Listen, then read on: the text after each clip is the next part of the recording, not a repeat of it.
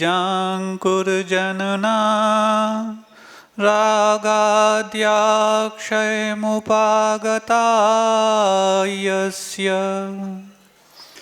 ब्रह्मा वा विष्णु वा हरो जिनो वा नमस्तस्मै। जो विद्यादि सागर सुधी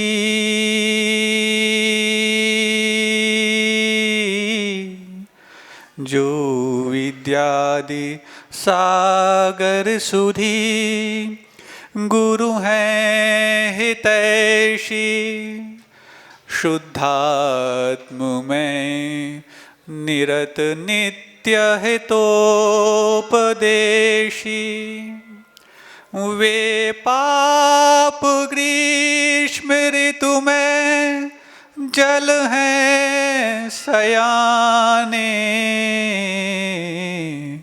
पूजूं उन्हें सतत केवल ज्ञान पाने पूजूं उन्हें सतत केवल ज्ञान पाने।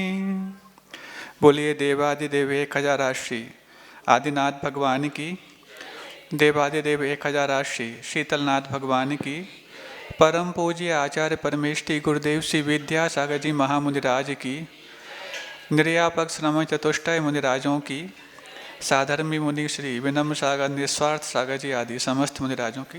बोलिए परम पूज्य मुनि श्री सौम्य सागर जी महाराज की। शांति की बजाय अशांति, सुरक्षा की बजाय असुरक्षा,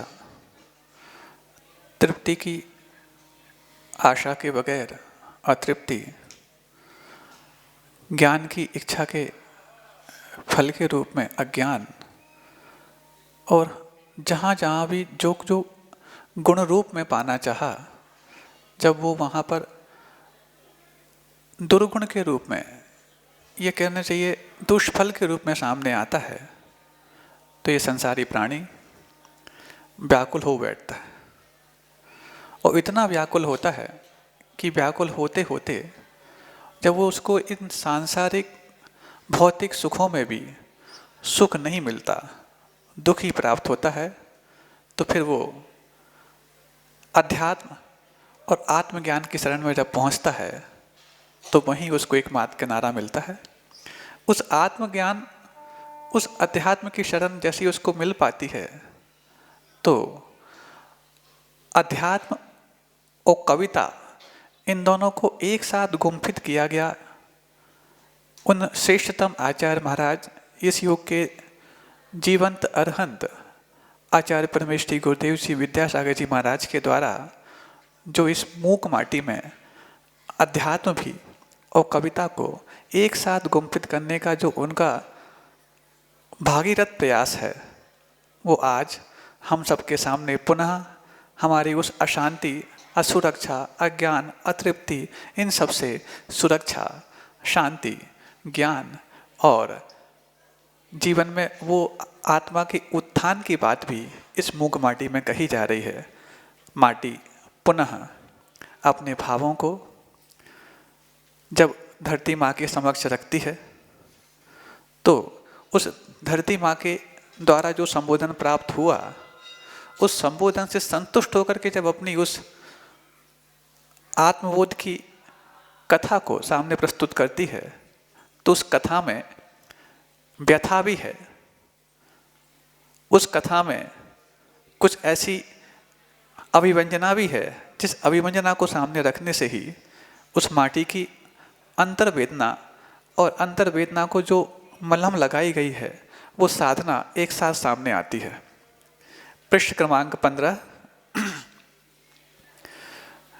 प्रकृति और पुरुष के सम्मिलन से, विकृति और कलुष के संकुलन से, भीतर ही भीतर सूक्ष्मतम तीसरी वस्तु की जो रचना होती है, दूरदर्शक यंत्र से दृष्ट नहीं होती। वह समीचीन दूरदृष्टि में उतर कर आती है, यह कार्मिक व्यथन है माँ।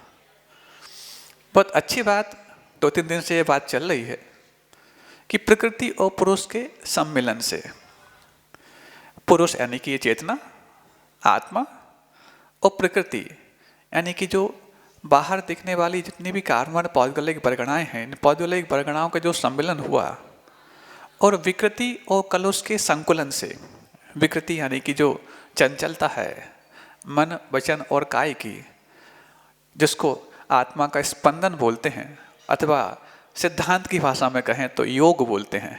इस योग और कलुषता या कषाय जिसको बोला जाता है, इस योग और कषाय के संकुलन से भीतर ही भीतर एक सूक्ष्मतम तीसरी वस्तु की जो रचना होती है, वो तीसरी वस्तु क्या है?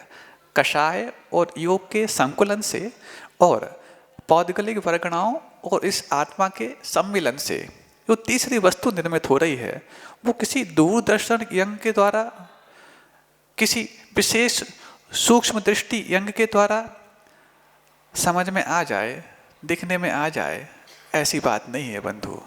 वो तो मात्र उस व्यक्ति के द्वारा ही अनुभव में आ सकती है जिस व्यक्ति ने इस कलुषता और विकृति को अपने पूर्व में सम्मान दिया था, स्थान दिया था, बहुमान दिया था। बहुमान देना था उस चेतना के लिए, दे बैठा उस पौद्गलिक रचना के लिए। बहुमान देना था उस आत्मा की निर्मलता को, लेकिन दे बैठा मलिनता को, कलुषता को, विकृति को। तो फिर एक ऐसी वस्तु का निर्माण हुआ जिस वस्तु को किसी दूरदर्शक यंत्र और सूक्ष्म दृष्टर यंत्र के द्वारा देखा नहीं जा सकता। वो तो अंतर्दृष्टि में जो व्यक्ति अपने जीवन को परखना चाहता है, उसी व्यक्ति के लिए वो कर्मों का अनुभव होता है। नहीं है तो फिर नो कर्मों का अनुभव होता रहता है। तुमने ऐसा कर दिया, तुम तो ऐसे नहीं थे, तुमसे तो ऐसी उम्मीद नहीं की थी, और आप अब आज जाकर के इतने लेट आए हैं आप। अच्छा, ये सब जो निमित्ताधीन दृष्टि है, इस निमित्ताधीन दृष्टि के द्वारा हम उन पूर्व के अपने ही बद्ध कर्मों का तो अनुभव कर ही नहीं पाते, लेकिन नवीन कर्मों के लिए निमंत्रण अवश्य दे दिया करते हैं।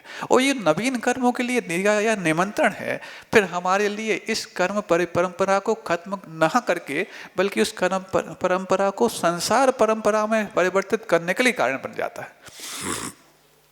सूक्ष्म दृष्टि और दूरदर्शक यंत्र के द्वारा ये देखने में नहीं आती, ये तो समीचीन दूरदृष्टि में उतर कर आती है, क्योंकि यह कार्मिक व्यथन है माँ।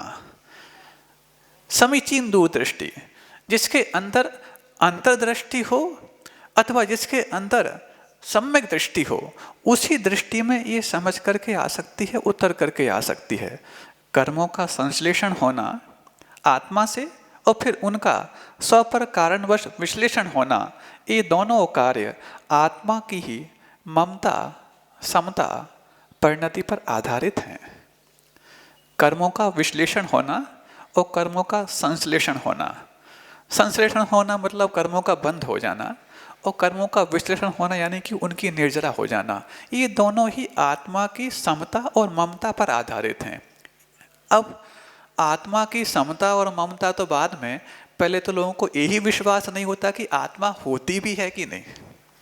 अब आत्मा होती है कि नहीं, इसको किसी विशेष हम यंत्रों से पकड़ पाएं, ये तो अलग विषय है। लेकिन यंत्रों से पकड़ने का पुरुषार्थ भी जारी है, क्योंकि यांत्रिक जीवन और यांत्रिक युग में मात्र उन्हीं चीज़ों को पकड़ने के प्रयास किए जाएगा जहाँ पर यंत्र अपनी किसी सफलतम ऊंचाई को प्राप्त करके इस आत्मा की गहराई को पकड़ना चाहता है। ऊंचाई पर पहुंच करके और आप गहराई को पकड़ें, हास्यास्पद जैसा लगता है ना। ऐसे ही हम उस पौद्गलिक यंत्रों के द्वारा, जिसमें पुद्गल का रंच मात्र भी नहीं, उसको पकड़ने का प्रयास करते हैं, तो वैसे ही हंसी के पात्र हम बन जाया करते हैं। और फिर अंत में रह करके वो दिखाई नहीं देता, वो पकड़ में नहीं आता, किसी इंद्रिय का विषय नहीं बनता, इसलिए वो है ही नहीं, ऐसा हम स्वीकार कर लेते हैं। अब जब ये स्वपर का कारणवश विश्लेषण होना, ये दोनों कार्य आत्मा की समता और ममता पर डिपेंड करते हैं। अब आत्मा किन किन चीज़ों से पकड़ में आ सकती है? जब मरे बगैर स्वर्ग नहीं मिलता तो आत्मा यहाँ से कहीं ट्रांसमाइग्रेट करती है, इस बात का विश्वास भी कैसे हो? और जीवित अवस्था में हम यदि विश्वास करना चाहें तो जीवित अवस्था में पहले मरने का उद्यम किया जाए, फिर जाके हम जब स्वर्ग पहुंच जाएं तो सोच लेंगे कि हाँ, हम अब शरीर तो वहाँ छोड़ आए थे और यदि यहाँ पर आए हैं तो कुछ ना कुछ नया मिल गया। अब जीवित अवस्था में स्वर्ग का यदि विश्वास, और वो भी जो मिलने वाला है मर करके, यदि हमें पहले मिल जाए तो फिर ऐसा लगता है कि शायद जीवन में वो सारी चीज़ें जो परीक्षा में बैठे बगैर ही पास कराने की जो आज सर्टिफिकेट मिलने लग गए हैं ना, वैसी ही उम्मीद करके यहाँ पर हम बैठे हैं। आजकल वही ज़माना है, परीक्षा में बैठो बगैर और उसमें आपको सर्टिफिकेट पूरे मिल जाएं, और 2 साल में तो ये सर्टिफिकेट का ऐसा बिल्कुल धमा चौकड़ी चली है कि हर व्यक्ति को घर बैठे ही वो सर्टिफिकेट्स मिलते चले गए और वो पास होते चले गए। अब जब वो उनके लिए अगले कक्षा में जब एडमिशन मिला और जब पूर्व का उनके पास कोई ज्ञान नहीं रहा, तब समझ में आ रहा है कि वो सर्टिफिकेट हमारे लिए बोझ नहीं करा पाए बल्कि बोझ बन गए। क्यों? हम 2 साल आगे तो निकल गए लेकिन पूर्व का हमारा जो अभ्यास होना चाहिए था वो तो हमसे अछूता ही रहा। ऐसे ही यहाँ पर उस कर्मों का संश्लेषण होना और आत्मा से फिर उनका स्व पर कारणवश विश्लेषण होना। स्वय कारण मतलब उपादान कारण और पर कारण की निमित्त कारण। इन निमित्त और उपादान के बगैर इस आत्मा से उन कर्मों का विश्लेषण अथवा विच्छेद अथवा वियोग अथवा निर्जरा संभव नहीं है। ये दोनों कार्य आत्मा की ही समता और ममता परिणति पर आधारित हैं। यही बात इष्टोपदेश में भी कही गई थी। बध्यते मुच्यते जीवः सममो निर्ममः क्रमात् तस्मात् सर्वप्रयत्नेन निर्ममत्वं विचिन्तयेत्। क्या बध्यते मुच्यते, बंधता भी है और छूटता भी है। कौन? अयम जीवः, ये जो जीव है। किस कारण से? सममो निर्ममो क्रमात्, ममता से सहित होने पर बंधता है और ममता से रहित होने पर वो छूटता है। तो फिर क्या किया जाए? तस्मात् सर्व प्रयत्नेन निर्ममत्वं विचिन्तयेत्। इसलिए सभी प्रकार के प्रयासों के द्वारा, एकाध प्रयास के द्वारा, हाँ हम पूजन कराएं छूट जाएंगे, हाँ हम एक आसन कर लें छूट जाएंगे, हाँ हम और तो जो भी हमारे लिए करने योग्य कार्य बता दो महाराज हम वो कर लें छूट जाएंगे। सभी प्रयासों के द्वारा निर्ममत्वं विचिन्तयेत्, निर्ममता का ही आप चिंतन कीजिए। कार्य तो हमें करने पड़ रहे हैं लेकिन उस कार्य में हम आसक्त कितने हो रहे हैं ये देखना पड़ेगा। करने को मना किया जा रहा है तब जब आप करते योग कार्य सब कुछ कर चुके हो। तो अब करने योग कार्य तो आपने जब तक पूरे नहीं किए तो कम से कम करने योग कार्यों में निर्ममता तो जोड़ी जा सकती है। महाराज ये कैसे है? अब काम करेंगे और निर्ममता से करेंगे तो फिर कोई निर्दयी कह देगा। निर्दयी होना और निर्ममता कहने में बहुत अंतर है। निर्ममता में एक अनासक्त भाव होता है और निर्दयी में एक क्रूर भाव होता है। क्रूरता और अनासक्ति में अंतर नहीं होता क्या? जब भी हमसे कोई यदि ममत्व छोड़ने की बात कहता है तो हम क्रूरता की ओर चले जाते हैं। मतलब राग छोड़ने की बात कहे जाए तो वहां पर हम द्वेष की ओर क्यों जाना चाहते हैं? विरागता की ओर भी तो जा सकते हैं। ऐसे ही जब द्वेष छोड़ने की बात आती है, उससे द्वेष नहीं करो, तो राग की ओर अटक जाते हैं। ये दोनों ही हमारे लिए निर्ममत्वं विचिन्तयेत् की भावना की ओर नहीं ले जा पाएंगे। तो फिर क्या किया जाए? पहली बात तो इस किससे हमें अनुराग करना है और किससे हमें द्वेष करना है ये समझना भी बहुत आवश्यक है। जब भी हमारे लिए जीवन में कोई सुख देता है तो उसको हम मित्र मान बैठते हैं और कोई हमारे लिए दुखी करता है तो उसको हम शत्रु मान बैठे। शत्रुता और मित्रता की ऐसी ही परिभाषा हमने अपने मन में गढ़ रखी है। बहुत अच्छी बात अभी हम लोग जो आत्मानुशासन ग्रंथ का स्वाध्याय कर रहे हैं उसमें बहुत अच्छी बात सामने आई कि जो हमारे लिए सुख देता है उसके प्रति मित्र की धारणा स्वाभाविक सी बात है। जो हमें दुख देता है उसके लिए शत्रुता की भावना आ जाना एक संसारी प्राणी का स्वभाव बन जाया करता है। लेकिन जब ये मित्र, जब ये बंधु, जब ये बांधव मृत्यु को प्राप्त होते हैं तो हमें जो वियोगजन्य दुख देते हैं तो क्या ये शत्रु नहीं कहलाए? क्यों? जब दुख देने वाला शत्रु है, तो ये जो मित्र हैं, हमारे घर परिवार के लोग हैं, हमारे संबंधी लोग हैं, रिश्तेदार हैं, नातेदार हैं, जब इनकी मृत्यु होती है तो उनकी मृत्यु होने से उनको दुख होता कि नहीं होता भगवान जाने, लेकिन हमें तो दुखी कर ही जाते हैं। और जो हमें दुखी करता है वो मित्र कैसे हो सकता है? बहुत अच्छी बात लगी कि बताओ यहाँ पर मित्रता और शत्रुता की जो परिभाषा हमने अपने मतलब की गढ़ी, उसी अपने मतलब की गढ़ी हुई परिभाषा में हम उलझे हुए हैं। जो हमें दुख देगा, अंत में जाकर के जो हमें दुखी करेगा, उस व्यक्ति के प्रति हम मित्रता का जो संबंध अपनाए हुए हैं, कैसी मूर्खता है और कैसी ये भूल है। फिर इतने से ही शांत नहीं होते आचार्य महाराज, आचार्य गुणभद्र महाराज की बात है ये। वो कहते हैं कि मात्र इतना ही होता तो फिर भी ठीक है, लेकिन जब आप लोग उत्सव मनाते हैं, काय का मनाते हैं? जन्म का उत्सव मना लेते हैं। अब जन्म का उत्सव मनाते हैं तो क्या है, ये जो जन्म हुआ है, क्योंकि आप ही लोग बोलते हैं जन्म जरा मृत्यु विनाशनाय, हाँ बोलते कि नहीं बोलते? गलत तो नहीं बोल रहे? अभी पूजा करते सुन रहे थे हम कि जन्म जरा मृत्यु विनाशनाय जलम निरूपयामिति। अब वो इतने से जल से यदि जल का जन्म जरा मृत्यु नाश हो जाए तो भगवान तो फिर तो पूरे पूरे समुद्र में रहने वाले सबका नाश हो ही जाएगा। लेकिन फिर भी भावना तो भाते हैं, उसको निमित्त बना करके हम भावना क्यों छोड़ें? अब जैसे ही वो हमने भावना उठाई कि जन्म जरा मृत्यु विनाशनाय, अब जन्म का उत्सव मना रहे हैं। पक्का है कि जन्म जैसे ही हुआ है वो मृत्यु का निमंत्रण कार्ड है। जन्म क्या है? मृत्यु का निमंत्रण कार्ड है। अब जो व्यक्ति जन्मोत्सव मनाता है, बर्थडे पार्टी मनाता है, वो व्यक्ति कहीं ना कहीं अपने मृत्यु का उत्सव मनाने के लिए तैयारी कर रहा है। महाराज ये कैसी कैसी उल्टी बात करने लग गए आज, हैं? अभी तक तो मूक माटी की बात कर रहे थे, अब मूक माटी की बात यदि आपको सीधे तरीके से समझ में नहीं आ रही है तो ममता और समता की बात जो आचार्य महाराज यहाँ पर कहने जा रहे हैं, उसको समझने के लिए हम जिन चीज़ों से ममता कर बैठे हैं वो ममता करने लायक है तो वो कोई बात नहीं, आप करो, अच्छी बात है, क्योंकि कम से कम द्वेष तो नहीं कर रहे, राग ही तो कर रहे हैं। तो लेकिन राग जिससे किया जा रहा है वो आपके लिए राग का कारण बन भी रहा है कि नहीं, इसको हम एनालाइज तो कर सकते हैं। और जब एनालाइज करते हैं तो चीज़ें कैसे सामने आती हैं। अब वो जन्म क्या है? जन्म क्या है?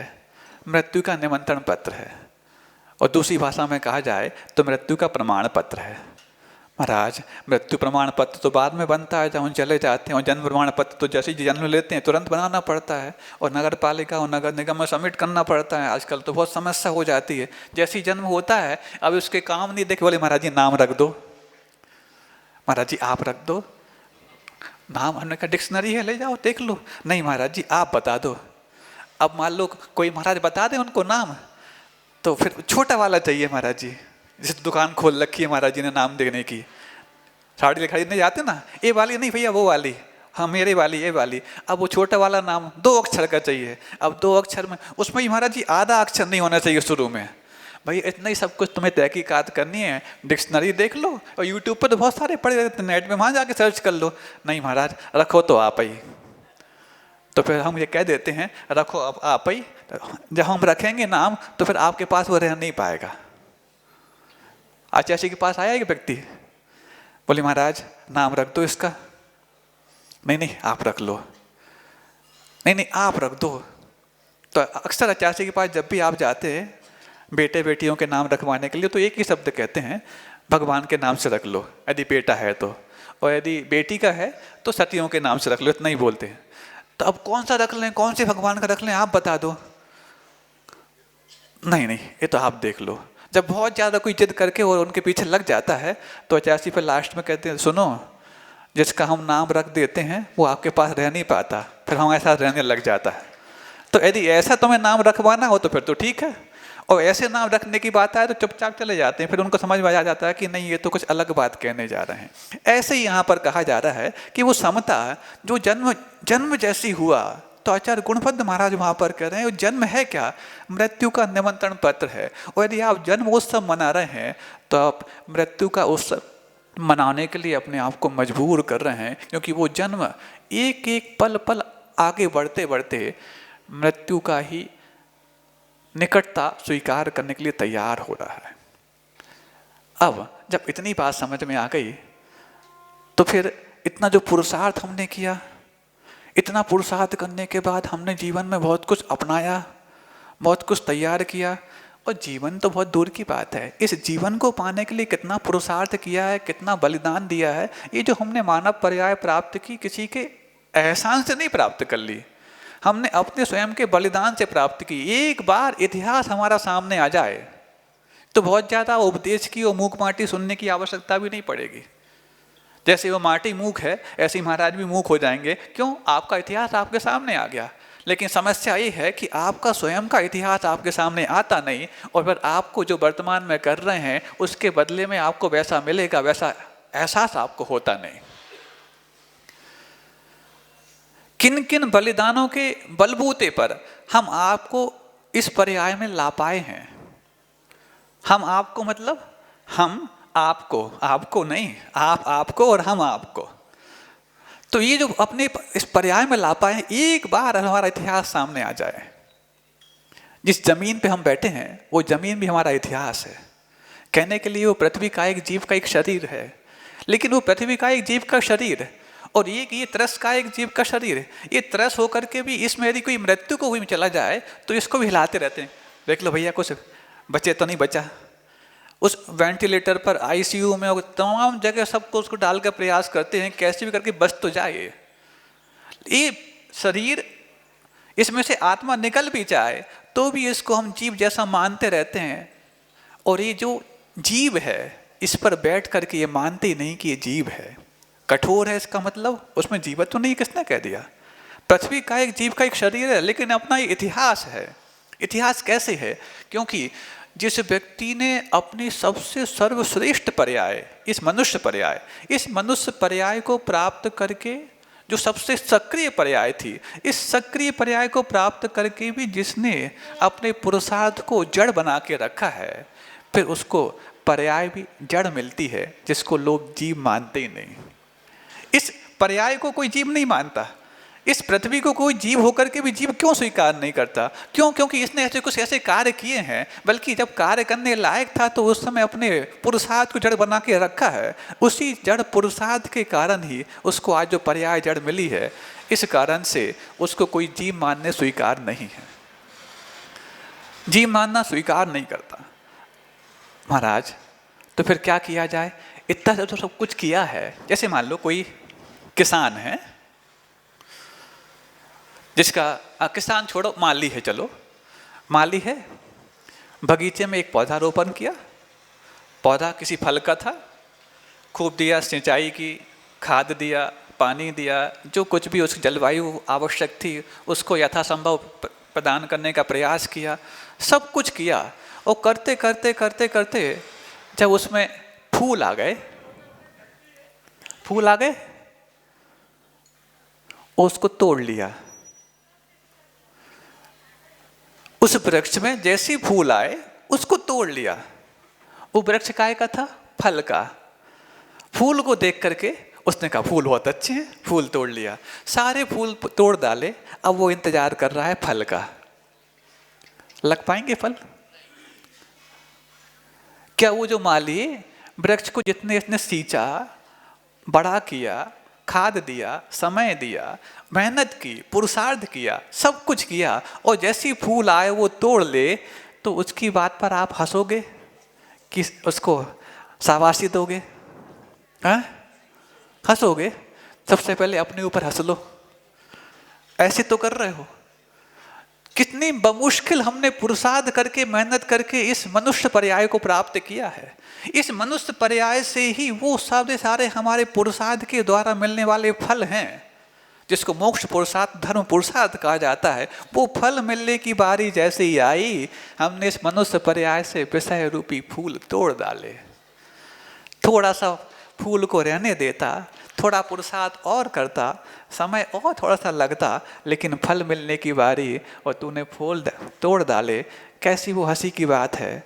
उस मालिक के ऊपर तो बहुत हंसी आती है, लेकिन इस मालिक के ऊपर हंसी जब आना प्रारंभ हो जाएगी तभी जाकर के फूल फल में तब्दील हो पाएंगे। नहीं है तो फूल झड़ करके और फल की फिर किसी भी प्रकार से आपको प्राप्ति होगी, ऐसी संभावना को खत्म कर डालेंगे। तो यही कहा जा रहा है कि ममता समता परिणति पर आधारित है। सो तुमने सुनाया, सुन लिया इसने, यह धार्मिक मथन है माँ। ये धार्मिक मथन है। ये धार्मिक मथन, ममता और समता की बात तो समझ में आती है कि जब भी निमित्त हमारे लिए मिलते हैं तो उसमें हम जो उलझ जाते हैं तो ममता के कारण, और जब उसमें कुछ सुलझने की बात आती है तो समता के कारण। महाराज समता तो ये साधुओं का काम होता है, बड़े बड़े त्यागी तपस्वियों का काम होता है। लेकिन फिर भी महाराज यदि हम पाना चाहें समता, पा सकते हैं क्या? कैसे पा सकते हैं? कोई उपाय हमें शॉर्टकट मिल जाए। हाँ, पहली बात तो ये शॉर्टकट की बात दिमाग में जो आती है ना कुछ आपके नंबर कट कर जाती है, और जैसे वो नंबर कट करती है तो फिर मिलने वाली चीज की उतनी कीमत नहीं रह जाती जितनी कीमत शायद वो अपने मौलिक स्वरूप में रख सकती थी। फिर भी यदि शॉर्टकट ही पूछना चाहते हो, समता यदि पाना चाहते हो, तो अपनी ममता को एक मॉडिफाइड रूप प्रदान कर दो। उसमें कुछ मॉडिफिकेशन से आप कर देंगे तो वो ममता भी कहीं ना कहीं समता के पास आप पहुंच जा सकती है। कैसे? आपको अनुराग रखना आता ना? किससे अनुराग रखते हैं? हर व्यक्ति से अनुराग रखते हैं। अब अनुराग रखते हैं, कोई बात नहीं, मत छोड़ो अनुराग, मत छोड़ो, लेकिन अनुराग का थोड़ा सा ब्रॉड, थोड़ा सा व्यापक रूप बना लो, तो क्या बन जाएगा? क्या बन जाएगा? वात्सल्य बन जाएगा। ये वात्सल्य क्या है? कहीं ना कहीं आपका वो ममत्व भाव अब धीरे धीरे बढ़ करके समत्व भाव की ओर बढ़ रहा है। एक छोटा सा दृष्टांत समझते हैं।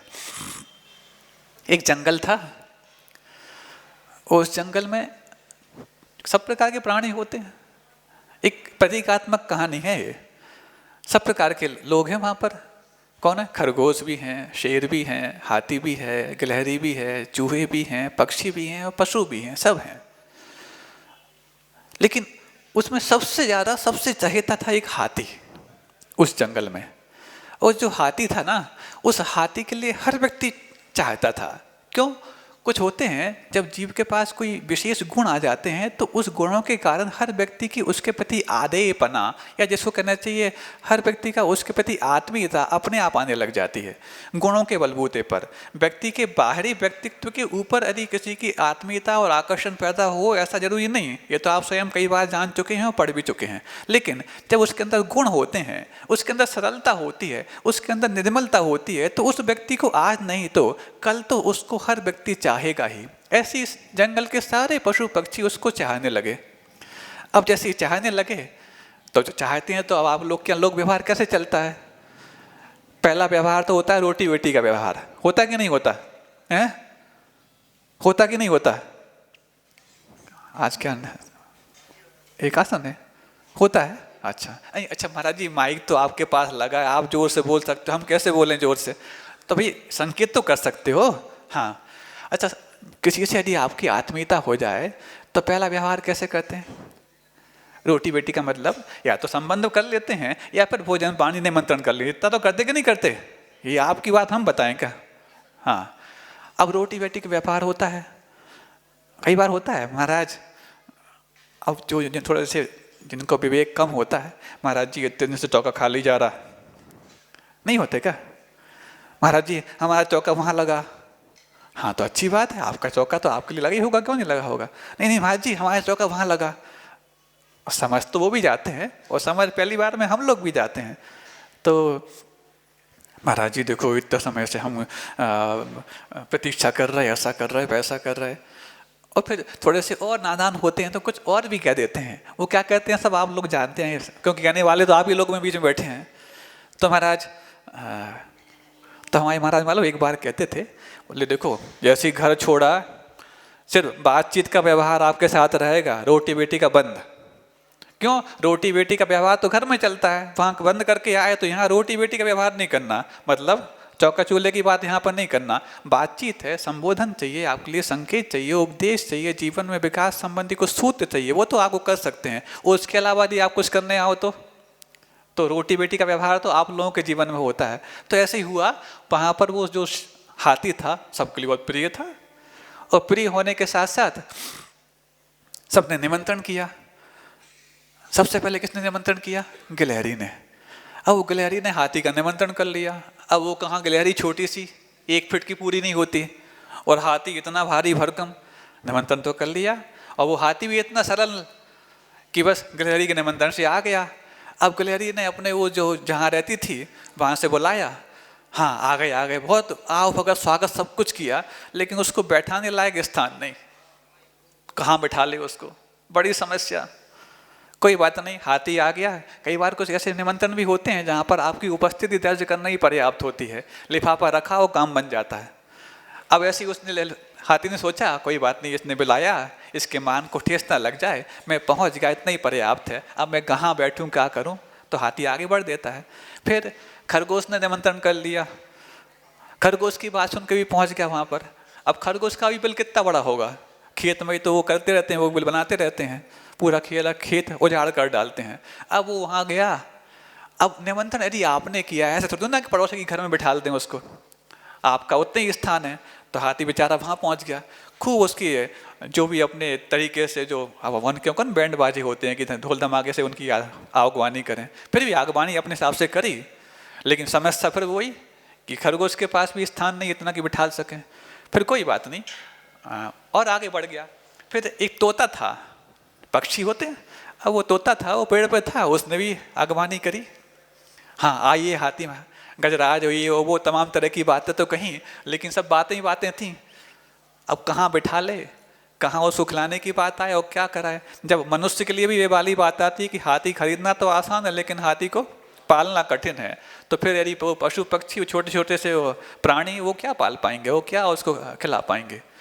कोई बात नहीं, सब ने बुला तो लिया लेकिन किसी के घर में भी बैठ नहीं पाया। फिर एक समझदार पक्षी था, उस पक्षी ने जाकर के कहा सुनो, बोले अपनी अपनी तुम हट छोड़ो, अपना अहंकार छोड़ो, और जहाँ पर एक बड़ा स्थान है वहाँ पर तुम लोग सब आ जाओ और हाथी को निमंत्रण करो, हाथी का भी स्वागत शुश्रूषा और सत्कार हो जाएगा और तुम लोग का भी अहंकार टूट जाएगा। और ऐसी जब बात हुई तो वहाँ पर जाकर के हाथी का निमंत्रण व्यवस्थित रूप से हो पाया। ऐसे हम अपने अपने उस अनुराग की जो संकीर्णता है उसमें यदि उलझे रहते हैं, तभी जाकर के हम अपने अंदर वो वात्सल्य का हाथी है उसको विराजमान नहीं कर पाते। वो वात्सल्य का हाथी ही है जो बाद में जाकर के फिर हमारे लिए समता का सिंह बनने के लिए कारण बन सकता है। समता उस अनुराग से थोड़ा सा वात्सल्य की ओर बढ़े, और वात्सल्य जब आता है तो किसी एक व्यक्ति से हम जो जुड़े हुए थे उससे छूट करके फिर सबके साथ जोड़ने का जो प्रयास करते हैं, तो वसुधैव कुटुंबकम की भावना जो हमारे अंदर आती है वही फिर समता का एक श्रेष्ठ पर्याय मानी जाती है, क्योंकि वहाँ पर समान सबके प्रति भाव हमारे होने लग जाते हैं।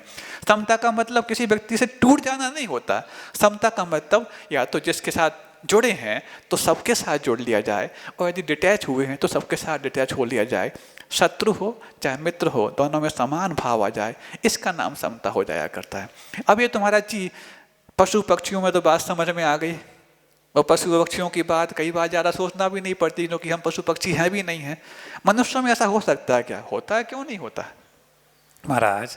तो फिर मनुष्यों में तो फिर साधुओं के पास ही होता होगा। किसने कह दिया? साधुओं के पास ही होता है। अरे हमारे जीवन में भी, आप लोगों के जीवन में भी उस प्रकार के कई प्रसंग बनते हैं, बशर्ते कि उस भाव को हम वात्सल्य, करुणा, दया, अनुकंपा इसके साथ जोड़ते चले जाएं तो वो कहीं ना कहीं समता की निकटता को प्राप्त अवश्य कर लेते हैं। तभी जाकर के कर्मों का संश्लेषण जो हुआ है वो स्व पर निमित्त से, यानी कि उपादान और निमित्त के बलबूते पर कर्मों के विश्लेषण के लिए कारण बन सकते हैं। कैसे महाराज? एक सेठ जी थे, नाम उनका हरजस राय जी, नाम सुना है? हरजस राय जी कहाँ के थे पता है? हाँ, जहाँ के भी थे समझ लेना, सुना है तो बता दो फिर। तो वो क्या थे, बहुत दयालु थे। और एक बार क्या हुआ, उनके घर में जन्मोत्सव हुआ पुत्र का। तब क्या किया, उन्हें पूरे पूरे शहर को बुला लिया, पूरे नगर को आमंत्रण किया कि हाँ आइए और हमारे यहाँ विशेष वो है।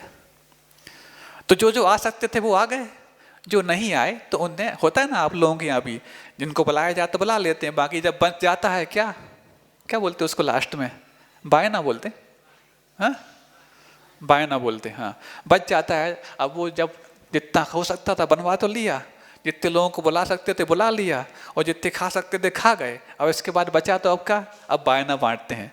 कुछ लोगों को थोड़ा ज़्यादा आसक्ति होती है तो फिर 2-4 दिन और रखे रहते हैं, और जब उसमें गंध मारने लग जाती है तो पैकेट में बंद करके और फिर यहाँ वहाँ सब जगह ठिकाने लगाने की कोशिश करते हैं। अरे ठिकाना पहले लग जाता, नहीं महाराज इतनी जल्दी कैसे, कोई और रिश्तेदार रह गए हों तो ठीक है। तो अब वो सेठ जी ऐसे नहीं थे, उन्होंने जैसे पुत्र का जन्मोत्सव था सबको आमंत्रित किया, और जो नहीं आ सकते थे उनके घर पे मिठाइयाँ भिजवानी। एक गरीब व्यक्ति था, उस गरीब व्यक्ति के यहाँ भी उनका नौकर मिठाई का डिब्बा देने गया। आज व्यवस्थाएं बदल गई हैं, आज जिनसे हमारा पाला पड़ता है, जिससे हमारा वास्ता होता है, वहाँ पर मिठाई के डिब्बे भेजे जाते हैं, और ख़ास तौर से उनके यहाँ जिनके यहाँ मिठाई के डिब्बों के अंबाल लगे रहते हैं, और इतने अंबाल लग जाते हैं दिवाली और दशहरा और रक्षाबंधन और होली पर कि बाद में जाकर के मिठाई के डिब्बे वापस वो दुकानदार के यहाँ बेच आते हैं। ऐसे क्यों? प्रशासनिक अधिकारी हों, नेता हों, उनके यहाँ देखो कितने डिब्बे पहुँचते हैं, हर व्यक्ति अपना डिब्बा वहाँ पहुँचा जाता है, और वो कितनों को डिब्बा बनाते हैं आप समझ लेते हो। तो अब वो होता है ऐसा, लेकिन वो ऐसे नहीं थे सेठ जी, वो तो अपना एक डिब्बा पहुँचाया। तो उस गरीब के यहाँ जैसे वो डिब्बा लेकर पहुँचा नौकर, उसने मना कर दिया, नहीं नहीं हम इस योग्य नहीं हैं, हम नहीं ले सकते। क्यों? हमने कभी सेठ जी का कोई उपकार किया ही नहीं है। तो जब हमने उनके लिए कुछ किया ही नहीं है तो उनके द्वारा जो हमारे लिए उपहार दिया गया है कैसे हम ग्रहण कर लें? सेठ जी से आप क्षमा मांग लेना, हम नहीं ले सकते।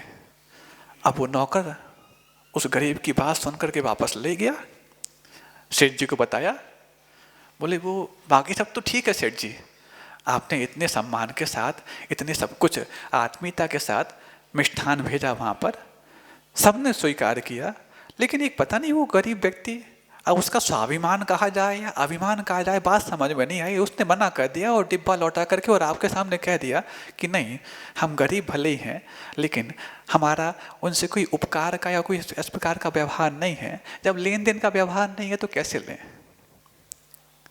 बात तो समझ में आ गई। और सेठ जी इतने सुलझे हुए थे कि किसी व्यक्ति की किसी प्रतिक्रिया को देख करके तुरंत प्रतिक्रिया नहीं देते थे।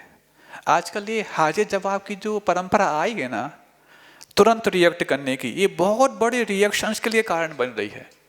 हाजिर जवाबी हर जगह ठीक नहीं हुआ करती बंधु, कहीं पर तो आपको धैर्य रख करके उन प्रश्नों को हजम करना भी आना चाहिए, उन क्रियाओं को हजम करके प्रतिक्रियाओं से बचना भी चाहिए। लेकिन हम हैं कि नहीं, यदि हम तुरंत जवाब नहीं देंगे, बोले ना कैसा बिल्कुल तमाचा मारा बोल करके, तुमने तमाचा उसको मारा, लेकिन उस व्यक्ति के जीवन में से जो हमेशा आपको कुछ मिल सकता था उससे जो किनारा किया है उसका क्या होगा? बहुत हजार महाराज ऐसा लगता है कि इस व्यक्ति को तो पूरे पूरे मुखाग्र हैं, मुखाग्र हों, हर प्रश्नों के उत्तर भी हों, दुनिया के सारे प्रश्नों के जवाब आना ये बुद्धिमानी है, लेकिन दुनिया के सारे प्रश्नों के जवाब देना ये बुद्धूपना है।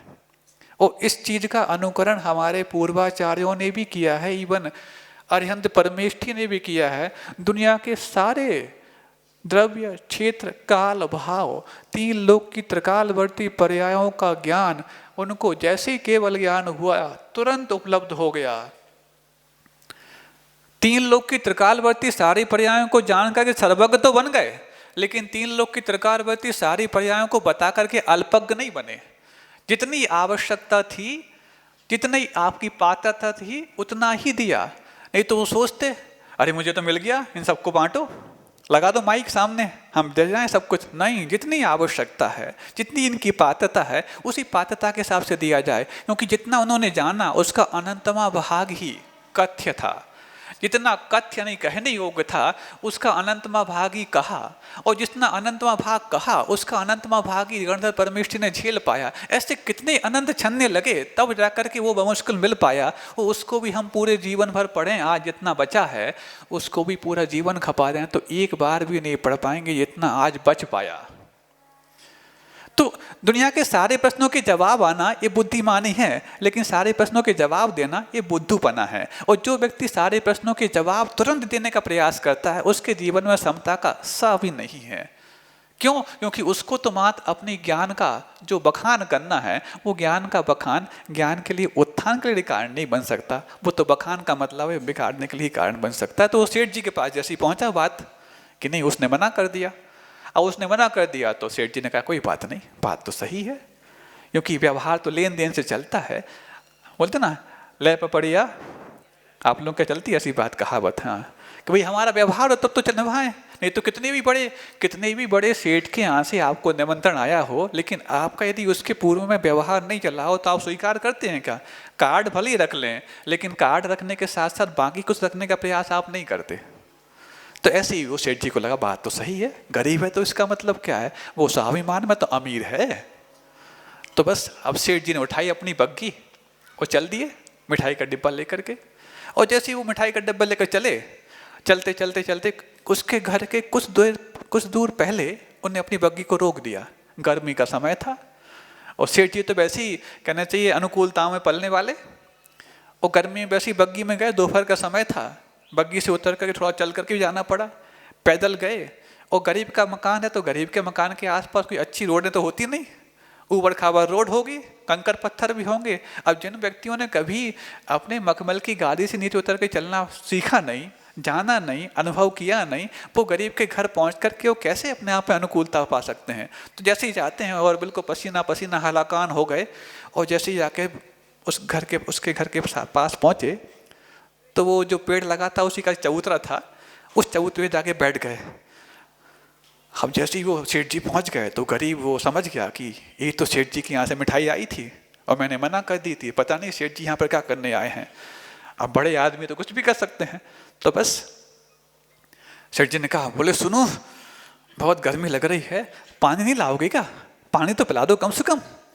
हाँ, अरे वो अब उसने क्या आओ देखा ना था उसे, वो तो सेठ जी तो हो रहे थे वो गर्मी से पसीना पसीना, लू में चल रहे थे, और ये तो सेठ जी को देख के पसीना पसीना हो गया। बोले अब सेठ जी ने पानी, पता नहीं इसके बाद क्या करेंगे, मेरे लिए पानी दिखाएंगे कि पानी सब कुछ कर देंगे।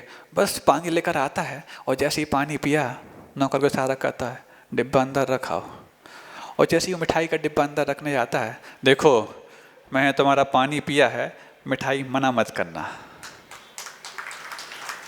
इतनी छोटी सी बात के लिए जिसके अंदर दया, करुणा और अनुकंपा उमड़ती रहती है, उस व्यक्ति के अंदर वात्सल्य का भाव, भीगे भाव वगैरह कैसे रह सकता है? तो बस उसने यही कहा कि मैं तुम्हारे यहाँ का पानी पी लिया, क्योंकि तुम्हारे यहाँ भोजन करने आता तो तुम कहते कि नहीं मैं आपको कैसे खिलाऊं, पानी तो सबको पिला सकते हो। जब तुमने पानी पिला दिया है तो फिर लेन देन शुरू हो गया, मैंने सबसे पहले लिया है तो बदले में तुम्हें स्वीकारना भी पड़ेगा। ये वात्सल्य भाव भी क्या हमारे जीवन में नहीं आ सकता? ऐसे ही वात्सल्य को यदि और बढ़ाते जाएंगे तो फिर जीवन में समता भाव भी अपने आप आने लग जाएगा, नहीं तो संकीर्णता तो हमारे जीवन में यूं ही बरसती रहती है।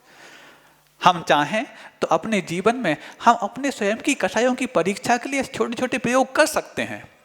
नहीं तो अरे डिब्बा लौटा दिया, सोचते तो क्या होते, तुमने डिब्बा लौटाया है, बहुत बड़े बन गए हो तुम, देख लेंगे, तुमने डिब्बा लौटाया है, हम तुम्हारे लिए खाली डिब्बा कर देंगे, सोच लेता ऐसा।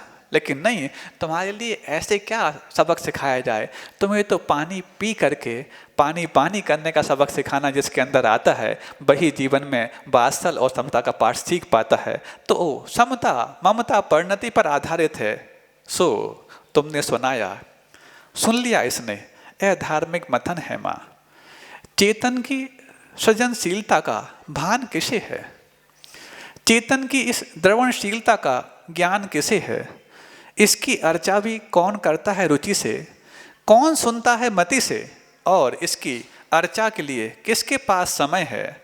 आस्था से रीता जीवन, यह चार्मिक बतन है माँ। चार्मिक बतन मतलब ये चर्म है, इस चर्म को जो स्वीकार करता है उसी का नाम चार्मिक बतन का रहने वाला बाशिंदा है। तो चेतन की सृजनशीलता का, आत्मा के पास कितनी क्रिएटिविटी है, आत्मा के पास क्या अपने आप में करने की क्षमता है, इसको हम कभी समझते ही नहीं। हम तो वो सारे नट पुर्जे वो कल पुर्जों के बीच में रह करके ऐसे यांत्रिक हो गए हैं, ऐसे तांत्रिक हो गए हैं कि उसी तंत्र और यंत्र में रह करके जो इस आत्मा का स्वयं का मंत्र है उसको तो भूल ही चुके हैं। तो इस क्रिएटिविटी को हम भूल गए। क्या करती है आत्मा? कुछ तो नहीं करती। सुनते हैं कि वो ऐसी टाइप की होती है कुछ, हाँ ध्यान लगा के देखो तो कुछ ऐसा लगता है कि कुछ चमक दिख रहा है, शायद वो ही आत्मा होती होगी। या जो फिल्मों में वो जो सफ़ेद सफ़ेद दिखती है ना, रूह भटकती है, वही आत्मा होती होगी। तो भटकने के रूप में और चमकने के रूप में जिसने आत्मा की पहचान की है, फिर उसको अपने जीवन में कभी भी आत्मा का दर्शन नहीं हो सकता। हम अपनी प्रत्येक उस क्रिया में आत्मा की सृजनशीलता का अनुभव करने नहीं चाहते। क्यों? क्योंकि यदि आत्मा की सृजनशीलता का यदि हमने अनुभव कर लिया तो मैं कुछ कर रहा हूं, इस चीज का फिर कुछ ना कुछ बट्टा लग जाएगा। हमने अपने आप को और उस आत्मा को जो अलग कर करके माना है, क्यों? मैं उस आत्मा के अपना स्वयं पुरुषार्थ सिद्ध कर लूंगा तो मेरा जो बाहर शरीर का पुरुषार्थ हो, इसको देख करके लोग मेरा जो सम्मान करते हैं, इसको लोग भूल जाएंगे। अच्छा ये बताओ, जिस व्यक्ति के साथ आप 2-4 साल रह लेते हैं, उसके प्रति आपका अनुराग नहीं होता क्या? होता है महाराज। अनुराग कई प्रकार का हो जाता है, स्वार्थपूर्ण भी हो जाता है और कई बार एक आत्मीयता के साथ भी अनुराग हो जाता है। अब जिस व्यक्ति के साथ आपका 2-4 साल का, 2-4 महीने का, 10-20 साल का जुड़ाव हो या एक साथ रहना हो जाए, उसके प्रति अनुराग हो जाता है। लेकिन इस आत्मा के साथ अनंत काल से रह रहे हैं, इसके प्रति अनुराग क्यों नहीं होता? कैसी विडंबना है ये। चाहे वो घर में बच्चे हों, मित्र हों, पति पत्नी हो, भाई बंधु हो, सब 2-4, 8-10 साल के क्यों ना हुए, बल्कि अभी बच्चा जो 2-5 महीने का ही है, उस बच्चे के प्रति भी आप इतने संवेदनशील हो जाते हैं, इतने उसके प्रति भीगे भाव वाले हो जाते हैं कि उसको कुछ होता है तो आपको कुछ हो रहा ऐसा लगता है। लेकिन इस आत्मा को इतना दर्द और दुख हम देते जा रहे हैं अनंत काल से, और जो हमारे साथ हमेशा से लगा है, कभी छूटेगा भी नहीं, छोड़ना भी चाहो तो छूट सकता नहीं, उसको दर्द, उसको दुख देख करके कभी हमारे अंदर संवेदना झंकृत नहीं होती। और इस संवेदना को झंकृत करने का प्रयास जिस व्यक्ति ने किया है, वही उस समता और ममता के भेद को पहचान पाएगा और भेद को फिर खत्म करके समता को ऊंचाई दे पाएगा। यही बात यहाँ पर कही जा रही है। चेतन की सृजनशीलता का भान किसे है और चेतन की इस द्रवणशीलता का ज्ञान किसे है। चेतन का द्रवणशीलता मतलब द्रोष्यते अदुद्रवत द्रवति वा इति द्रव्यम, कि जो परिणमनशील था, परिणमनशील है और परिणमनशील रहेगा, इसी का नाम द्रव्य होता है। तो चेतना ये एक द्रव्य है। इसकी द्रवणशीलता का ज्ञान आज है किसके? दुनिया में बड़े बड़े विद्यालय, महाविद्यालय और विश्वविद्यालयों का निर्माण हो रहा है, लेकिन किसी भी विश्वविद्यालय में इस जो मूल है, इसके बारे में जरा सा भी कखेरा सिखाने का प्रयास नहीं किया जाता। बल्कि यदि इसके बारे में कुछ सिखाने लग जाएंगे तो फिर हम धार्मिक मानने लग जाएंगे। इसके बारे में कुछ सिखाने लग जाएंगे तो कहीं हम सांप्रदायिक सिद्ध ना हो जाएं। तो अपने आप को सांप्रदायिक सिद्ध ना हो जाएं, धार्मिक सिद्ध ना हो जाएं, तो उन सब चीज़ों को सिखाने का प्रयास तो किया जा रहा है जो मात अंत में जाकर के मुठभेड़ का कारण बनेगा, आतंक का कारण बनेगा। जो आतंक का कारण बन सकता है, यदि उसको व्यवस्थित तरीके से सिखाया जाता तो वो आतंक का कारण भी बन सकता था। लेकिन उस आत्म का कारण बनाने के लिए जीवन में कुछ ना कुछ ऐसी चीज़ों को हमें गढ़ना पड़ेगा जो हमारे लिए वस्तु की अथात प्रतीति कराने के साथ साथ उसकी अनुभूति तक ले जाएं। प्रयास कौन करता है? कोई नहीं करता। इसकी चर्चा भी कौन करता है रुचि से? कौन सुनता है मति से?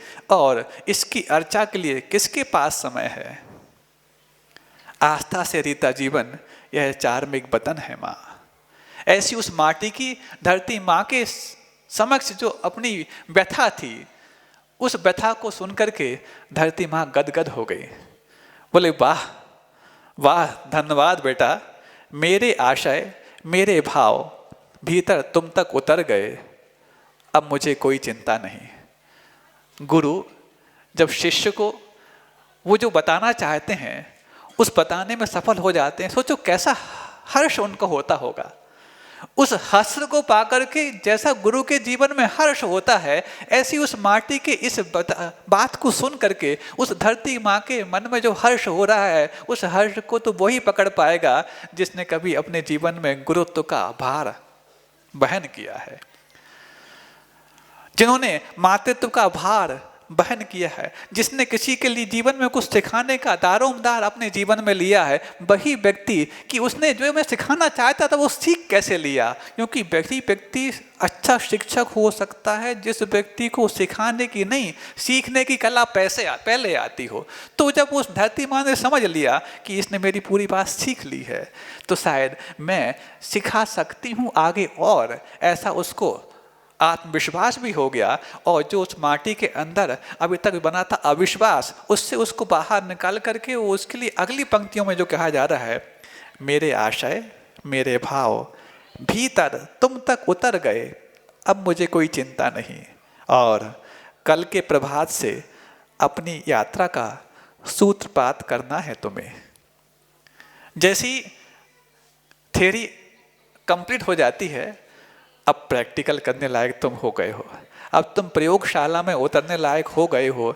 ऐसा वो जो अध्यापक होता है, जैसे अपने छात्र को वो सिद्धांत उस थ्योरी को पढ़ाने के पश्चात संतुष्ट हो जाता है कि जब इसने थ्योरी के सारे शब्दों को समझ लिया है, उन भावों को अपने जीवन उतार लिया है, तो अब प्रयोग के रूप में आगे बढ़ने लायक हो गया है, तो जाकर के अध्यापक कहता है शांति हो गई, मेरा प्रयास सार्थक हो गया।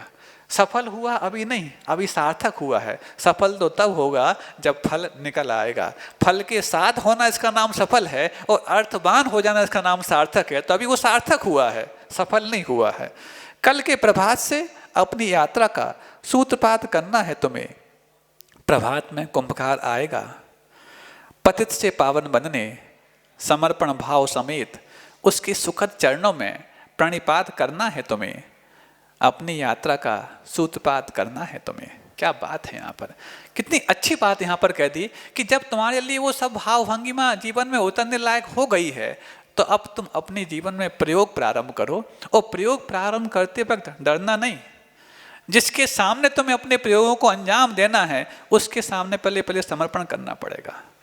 कल प्रश्न आया है, बोले महाराज श्रद्धा में और समर्पण में क्या अंतर होता है? बहुत अच्छा, कम से कम इस प्रकार के प्रश्न करने लायक आप हो तो गए।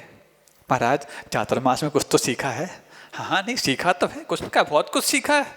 अब क्या क्या सीखा है वो तो बहुत लंबी लिस्ट है, और अपने अपने प्रकार की लिस्ट है, किसके अंदर कौन सी श्रेष्ठ है कौन बताए।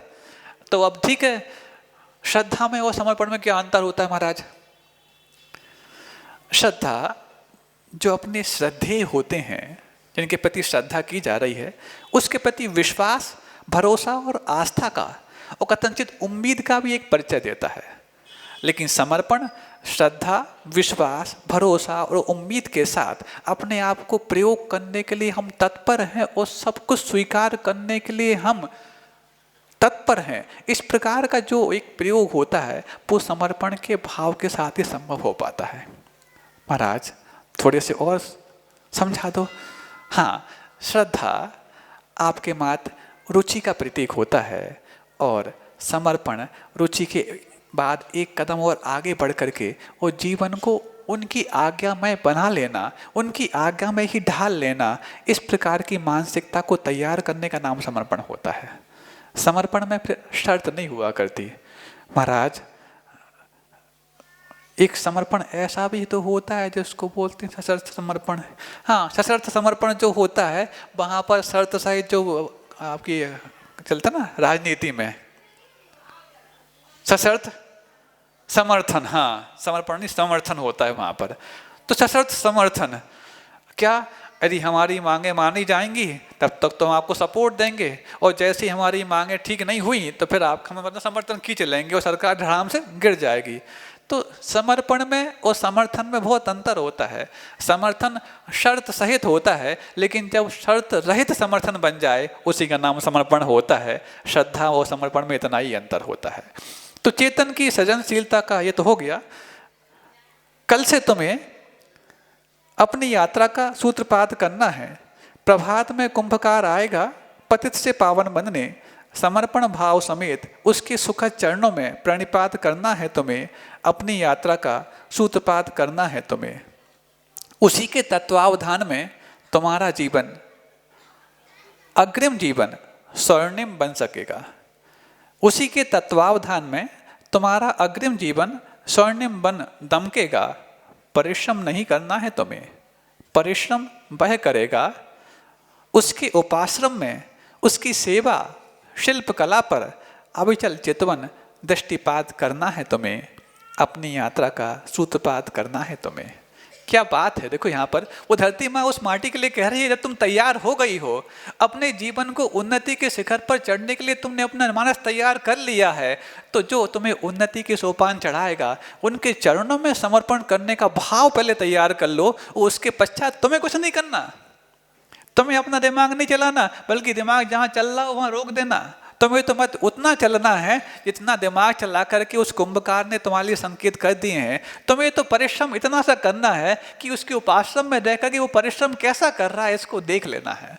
और परिश्रम नहीं करना है तुम्हें, परिश्रम तो वह करेगा कुंभकार, उसके उपाश्रम में उसकी सेवा, उसका शिल्प, उसकी कला पर अविचल चितवन दृष्टिपात करना है तुम्हें। सेवा, देखो हम समझते हैं कि शिष्य ही होता है जो गुरु की सेवा करता है, लेकिन हम ये बहुत बड़े अंधकार में होते हैं और बहुत बड़ी गफलत में होते हैं। जो सेवा गुरु करते हैं उस शिष्य की, जो सेवा शिक्षक करता है उस छात्र की, और जो सेवा वो शिल्पकार करता है उस शिल्प की, उस सेवा को तो कोई देख भी नहीं पाता। क्योंकि यहाँ पर दिखते तो दो ही लोग हैं, गुरु और शिष्य, अध्यापक और छात्र, शिल्प और शिल्पकार। लेकिन ये तीसरी बात जो पैदा होती है, जो पिछले प्रश्न में कही थी कि किसी तीसरी वस्तु की जो रचना होती है दूरदर्शक यंत्र से दृष्ट नहीं होती, समीचीन दूरदृष्टि में उतर कर आती है, अकार्मिक व्यथन है माँ। यही यहाँ बात यहाँ कही जा रही है कि वो जो सेवा उसके माध्यम से की जा रही है, तुम जो दूसरों को सेवा करने लायक जीवन भर बना पाओगे, उस सेवा करने लायक बनाने के लिए जो गुरु ने सेवा कर डाली है, उसको जिस व्यक्ति को स्वीकारना आता है वही गुरु के प्रति सही कृतज्ञता ज्ञापित कर सकता है। वही माटी उस कुंभकार के प्रति अपनी उपकार भावना प्रस्तुत कर सकती है। उसके उपाश्रम में उसकी सेवा शिल्प कला पर अविचल चितवन दृष्टिपात करना है तुम्हें, अपनी यात्रा का सूत्रपात करना है तुम्हें। अपने अपने कारणों से सुसुप्त शक्तियाँ, लहरों से व्यक्तियाँ दिन रात बस ज्ञात करना है तुम्हें, अपनी यात्रा का सूत्रपात करना है तुम्हें। अपने अपने कारणों से जो तुम्हारे अंदर सोई हुई शक्तियाँ थीं, कोई व्यक्ति किसी के अंदर शक्ति कभी भरता ही नहीं और ना भर सकता है। वो तो मात्र आपके अंदर जो सोई हुई शक्तियाँ थी उसको वो उद्घाटित करने का प्रयास करता है। वो मात्र एक ऐसा माहौल तैयार करता है कि तुम स्वयं चाहो तो अपने अंदर की शक्तियों को उद्घाटित कर सकते हो। और लहरों सी व्यक्तियाँ दिन रात बस ज्ञात करना है तुम्हें। एक अंतिम दृष्टांत मैं करके आपको समाप्त करने जा रहा हूँ कि एक वो जो हमने पहले भी बताया था कि कोई व्यक्ति जो नया नया दुबला पतला और चला गया जिम, और जिम जैसे ही चला गया तो जिम जाने के बाद क्या सुन रखा था कि ये थोड़ा सा वहाँ जाके वर्जिश करेंगे तो अच्छे से पहलवानी जैसी तंदुरुस्ती आ जाएगी।